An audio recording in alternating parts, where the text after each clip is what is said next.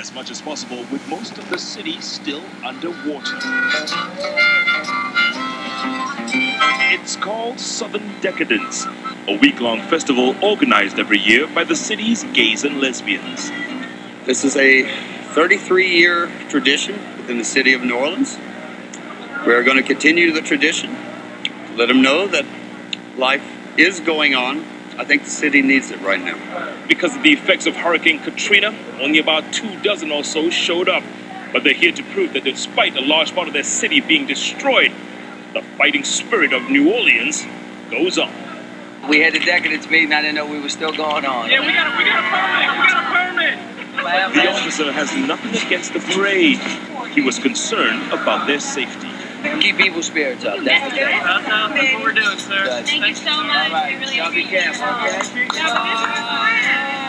The parade marches on through one deserted block after another. Along the way, they get some support. Residents hold out in their homes for days, throw beads at the parade goers, just like they do during the city's other more famous parade, Mardi Gras.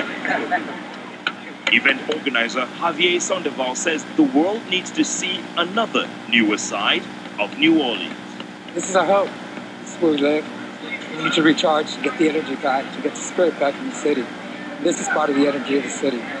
People coming together, get their own limits and make lemonade. Betty Titman recently moved back to New Orleans after spending 18 years in New York. You cannot kill our spirit. This is my hometown, and I fought tooth and nail to get back, and I'm not leaving ever again. New Orleans will never die. New Orleans will never die, she says. She's not alone. Jeffrey Neck, CNN, New Orleans. The Audubon Zoo in New Orleans was prepared for the hurricane, and that preparation